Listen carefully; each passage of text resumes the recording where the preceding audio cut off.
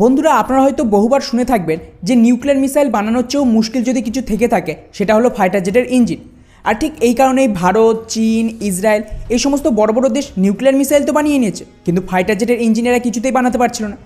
আর finally এটাকে নিয়ে গত 2 দশক পর ভারত একটা বড় সফলতা পেয়েছে, যেটাই ইঞ্জিনের সেক্টরে আত্মনির্ভর ভারতের শুরু বলতে পারে। কীরকম তো দেখুন, যেমনটা আপনারা সকলেই জানেন যে ভারত স্বদেশি কাবেরী ইঞ্জিনের ওপর কাজ করছিল, যাতে আমরা আংশিক সফলতা পেয়েছিলাম। আর ওই ইঞ্জিনের আফটার বার্নারে কিছু সমস্যা থাকলো, এটা কিন্তু মোটামুটি 73+ কিলো নিউটনের ড্রাই থ্রাস্টকে তৈরি করতে পারছিল। কিন্তু তেজাসে আরও বেশি থ্রাস্টের ইঞ্জিনের প্রয়োজন, আর এটাকে মাথায় রেখেই ডিআরডিওর এই জিটিআরই কী করে, এই ইঞ্জিনের একটা ড্রাই ভেরিয়েন্টকে তৈরি করে, যেটা আমাদের সমস্ত ফিউচার স্টেলথ বম্বার বা ইউএভি ঘাতকে ব্যবহার করা হবে। আর ইন্টারেস্টিংলি এই নতুন ইঞ্জিন কিন্তু গত বছরই তার সমস্ত গ্রাউন্ড ট্রায়াল সম্পূর্ণ করে ফেলেছে।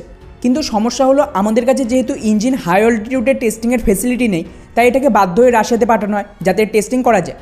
আর বন্ধুরা, জিটিআরের লেটেস্ট রিপোর্ট অনুযায়ী ভারতের এই ইঞ্জিন রাশিয়াতে ব্যাপক সফলতা পেয়েছে, বা আমার বলা ভালো যতটা ভারত আশা করেছিল তার চেয়ে অনেক বেশি ফলাফল দিয়েছে এই ইঞ্জিন। যার দরুন জিটিআরের মতে ভারতের টার্গেট ছিল এই ইঞ্জিন মোটামুটি ওই 46 কিলো নিউটনের আশেপাশে থ্রাস্টকে তৈরি করতে পারে। কিন্তু জানলে অবাক হবেন যে রাশিয়াতে টেস্টিংয়ের দরুন এই ইঞ্জিন 48.5 কিলো নিউটনের থ্রাস্টকে তৈরি করতে পেরেছে, যেটা ভারতের জন্য এক ঐতিহাসিক সফলতা বলতে পারেন এই স্বদেশি ইঞ্জিনের সেক্টরে। বাকি এবার এই ইঞ্জিনের টেস্টের কথা বললে, অলরেডি রাশিয়াতে আলাদা আলাদা পরিস্থিতিতে বিভিন্ন এয়ারফ্লোতে এটা টেস্ট হয়ে গেছে। এছাড়া ডিফারেন্ট তাপমাত্রায় এই ইঞ্জিন কী ধরনের পারফরমেন্স দেবে সেই সব কিছু কিন্তু সফলভাবে টেস্ট হয়ে গেছে। ফলে এই মুহূর্তে যেমনটা আপনারা স্ক্রিনেও দেখতে পাচ্ছেন, লেটেস্ট মিডিয়া রিপোর্ট অনুযায়ী জিটিআর এই ইঞ্জিনের যে টেকনোলজি, সেটা আমাদেরই এক প্রাইভেট কোম্পানি গোদরেজকে ট্রান্সফার করে দিয়েছে। যার দরুন এরা কী করবে, মোট 6টা এই জাতীয় কাবেরী ইঞ্জিনের প্রোটোটাইপকে ম্যানুফ্যাকচার করবে, যা শুরুও হয়ে গেছে। এবং এই ইঞ্জিনগুলো আগামী বছর মানে 2024 সাল থেকে জিটিআরকে ডেলিভারিও শুরু করা হবে। আর শুধু তাই নয়, এরপর এই নতুন ইঞ্জিনগুলিকে আবারও রাশিয়াতে পাঠানো হবে ফ্লাইং টেস্টের জন্য, যাতে এরপর এগুলিকে অ্যাকচুয়ালি আমাদের স্বদেশি এয়ারক্রাফটে যুক্ত করা যায়। যদিও রাশিয়াতে পাঠানোর আগে ইঞ্জিনকে অবশ্য ভারতেই মোটামুটি 700 ঘন্টা ধরে স্ট্রাকচারাল টেস্টিং করা হবে, এবং তারপর আমাদের ইঞ্জিন সার্টিফিকেট এজেন্সি দ্বারা এই ইঞ্জিনকে সার্টিফাইড করে দিলে এটা কিন্তু বিমানে যুক্ত করার জন্য রেডি হয়ে যাবে।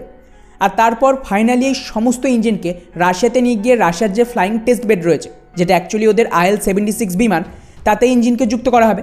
এবং একবার এই ফ্লাইং টেস্ট সম্পূর্ণ হয়ে গেলেই এটাকে ভারতে নিয়ে এসে আমাদের স্টেলথ এয়ারক্রাফট ঘাতকে যুক্ত করা হবে। ফলে বন্ধুরা, এটা কিন্তু সেই সমস্ত লোকজনের জন্য একটা কড়া জবাব ছিল যারা ভারতকে ক্রিটিসাইজ করতো এই বলে যে ভারত কয়েক হাজার কোটি টাকা গত 15 থেকে 20 বছরে নষ্ট করেছে, কিন্তু কোনো ফল পায়নি এই ইঞ্জিনে। কিন্তু রিয়ালিটি এটাই, যখন আপনি কোনো বিষয়ে কাজ করেন, স্পেশালি কোনো টেকনোলজি, সেক্ষেত্রে কিন্তু ফেলিয়ার বলে কিছু হয় না। ওখানে দুটো বিষয় ঘটে, এক তো আপনি সফল হবেন, নতুবা 2 আপনি নতুন কিছু শিখবেন। আর ভারতের ক্ষেত্রেই একই বিষয় প্রযোজ্য। কাবেরী ইঞ্জিনের ওপর এত হাজার কোটি টাকা খরচের পর end of the day Bharat একটা বড় সফলতা পেয়েছে। হ্যাঁ, ডেফিনেটলি যে কারণে ইঞ্জিনকে তৈরি করা হচ্ছিল, মানে তেজাস ফাইটার জেটে যুক্ত করার জন্য, সেটা করা যায়নি। কিন্তু এই প্রোগ্রাম ভারতে ইঞ্জিন টেকনোলজির হাতে করেছিল। আর শুধু তাই নয়, জিটিআরই এখন এটাও চেষ্টা করছে যে অন্তত একটা তেজাস বিমানকে যদি পাওয়া যায়, তাতে ওরা এই কাবেরী ইঞ্জিনকে যুক্ত করে টেস্ট করবে। এখন দেখা যাক সেটা হয় কিনা। তবে ফাইনালি খুশির বিষয় এটাই যে আমাদের প্রথম স্বদেশি ইঞ্জিন আমরা পেয়ে গেছি, যা আমাদের স্টেলথ বম্বারে কাজে আসবে। বাকি ভারতের এই ইঞ্জিন সেক্টরের সফলতাকে নিয়ে আপনাদের কী মনে হয়, নিচে অবশ্যই কমেন্ট করে নিজেদের মতামত জানাবেন। জয় হিন্দ।